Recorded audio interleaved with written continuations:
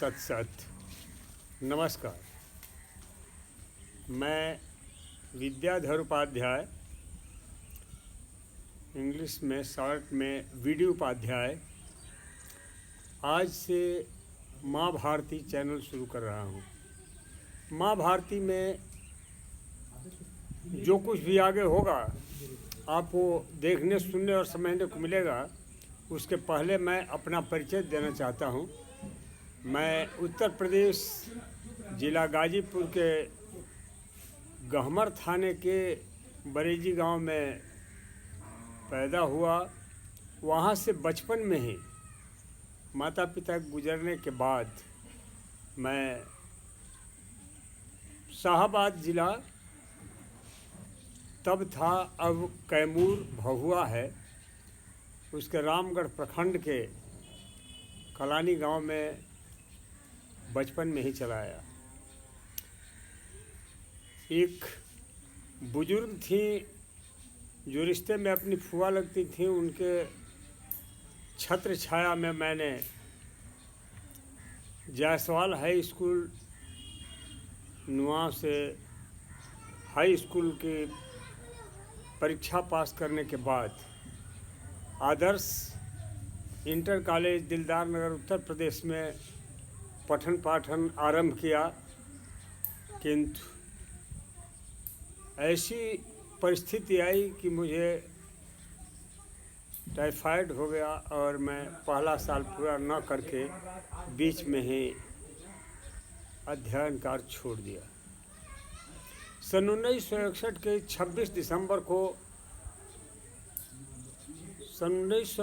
26 सितंबर को मैं गाजीपुर किसी कार्य के लिए गया और वहाँ भर्ती हो रही थी सीआरपीएफ में, केंद्रीय रिजर्व पुलिस बल में मैं भर्ती हो गया और भर्ती होकर वहाँ से मध्य प्रदेश में चला गया। मध्य प्रदेश में प्रशिक्षण केंद्र भी नया नया खुला था। पहला प्रशिक्षण महाविद्यालय नीमच, जिसके प्राचार्य थे लेफ्टिनेंट कर्नल सांवल सिंह,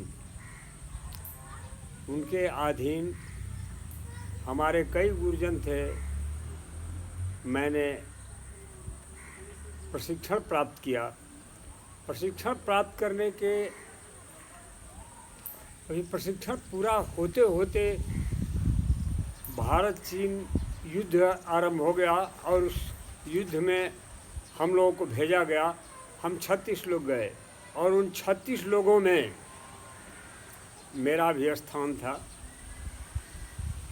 हम लोग नए बुंगाई गांव होते हुए अज्ञात स्थान पर गए, किंतु दैववशात हम लोगों के पहुंचने के बाद तुरंत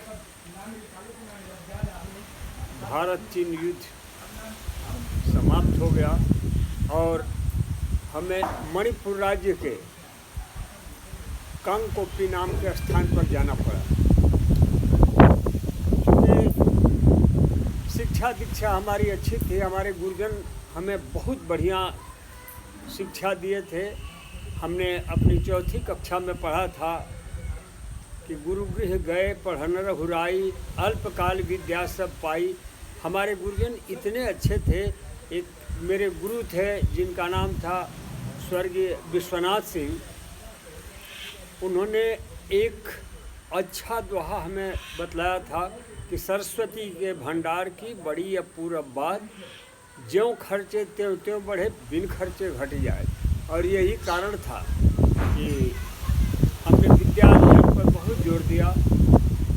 केंद्रीय रिजर्व पुलिस बल में मैं वैसे अलग अलग स्थानों पर सेवा किया और मेरे सेवा काल के दौरान प्रभु की कृपा से हम कह सकते हैं कि सिपाही से लांस नायक, लांस नायक के बाद नायक, हवलदार, सब इंस्पेक्टर, इंस्पेक्टर, सहायक कमांडेंट और उप कमांडेंट तक मैं कार्यरत रहा। इसमें मुझे सौभाग्य ही कहिए कि जो इतनी छोटी फोर्स थी, जो अर्धसैनिक बल केवल 10 बटालियन का था, मेरे रिटायर होते होते सन 31 जुलाई सन 2000 में मैं सेवानिवृत्त हुआ, तब तक ये दुनिया की इतनी बड़ी फौज हो चुकी थी, इतना बड़ा सैनिक बल बन गया था कि आज विश्व का सबसे बड़ा अर्धसैनिक बल CRPF है। इतनी संख्या में और किसी बल में अधिकारी और जवान नहीं। दूसरा, मुझे CRPF में हमारे एक उच्च अधिकारी थे श्री SA खान, जो नियुक्त किए गए थे महिला बटालियन खड़ी करने के लिए।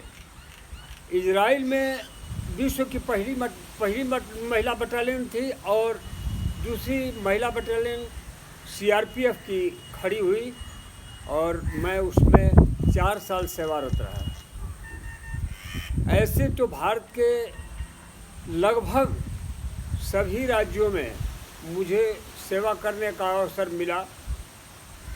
जम्मू कश्मीर में शोपियान जैसे स्थान पर मैंने सेवा किया। पंजाब में जब आतंकवाद जोरों पर था, पूरे पंजाब में घूम घूम करके हमने सेवा किया। अमृतसर में रहा, दीनानगर में रहा, मोगा में रहा, इस तरह से लगभग लुधियाना में रहा। लगभग पूरे पंजाब में हम घूमते रहे। चाहे मेरा सौभाग्य कहिए या ऊपर वाले की कृपा कि हर जगह मैं जहाँ भी गया अपने कार्य में सफल रहा। करीब 4 साल तक तो मैं तमिलनाडु के कोस्टल एरिया में रहा, जब LTT का जोर था। महिला बटालियन की कंपनी को लेकर के मुझे श्रीलंका जाना पड़ा। 1 साल श्रीलंका में भी रहा। सौभाग्य ही था कि जो पहली CRPF की टोली संयुक्त राष्ट्र संघ के लिए 1 साल के लिए भेजी गई, उसमें मैं दक्षिण पश्चिम अफ्रीका के देश नामीबिया में गया। उस समय तक नामीबिया गुलाम था, प्रिटोरिया गवर्नमेंट के अंडर में था, किंतु हम लोग जाकर के वहाँ पर शांति व्यवस्था ये हम लोग पुलिस मॉनिटर बन करके गए थे और 1 साल के बाद वहाँ मतदान करा करके स्वतंत्र नामीबिया से हम वापस आए। इस तरह मुझे भारत के अतिरिक्त विदेश में श्रीलंका, नामीबिया और अन्य स्थानों पर जाने का शुभ अवसर मिला। मैं केंद्रीय रिजर्व पुलिस बल की लगभग हर शाखा में काम किया हूँ। कुछ दिन के लिए मैं डायरेक्टोरेट या महानिदेशालय कहिए, मैं केंद्रीय रिजर्व पुलिस बल के महानिदेशालय में संयुक्त सहायक निदेशक भी रहा हूँ और मेरी अंतिम जो सेवा की यात्रा थी वो दिल्ली के झड़ौदा कलां ग्रुप केंद्र से थी और सन 2000 में वहाँ से मैं सेवानिवृत्त हुआ।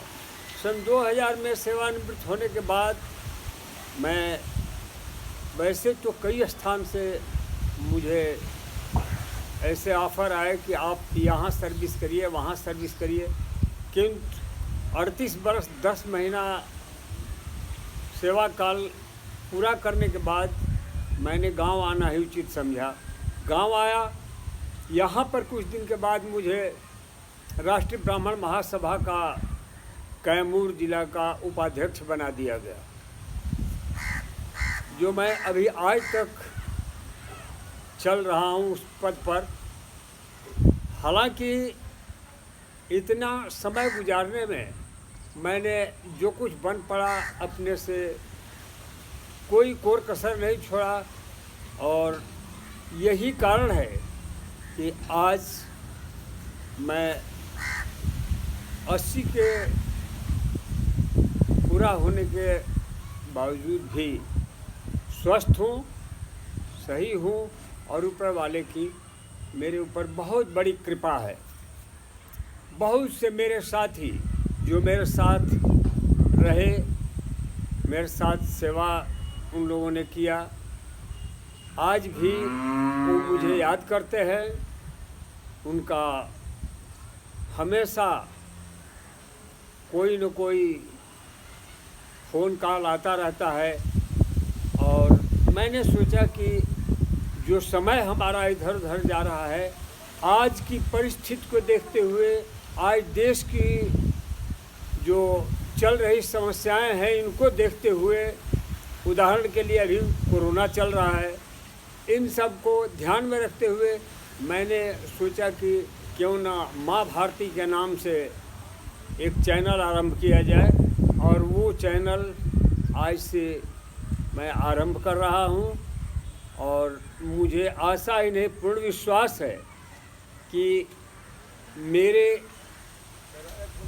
जीवन के 8 दशक पूरा होने के कार्य को, मेरे देश विदेश के अनुभव को, और मेरे सेवा काल के दौरान मेरे किए गए कार्यों को ध्यान में रखते हुए आप इसे अवश्य पसंद करेंगे। और मैं इसके लिए कोशिश करूँगा कि आज देश के भीतर जितनी समस्याएं हैं, जो हमने जीवन में अनुभव प्राप्त किया है, उस अनुभव के आधार पर मैं जनता जनार्दन को कुछ न कुछ अपनी तरफ से बताऊं। और आज से मैं आप लोगों से आशा और अनुरोध करूंगा कि आप माँ भारती चैनल अवश्य देखें। धन्यवाद। वंदे मातरम। जय हिंद।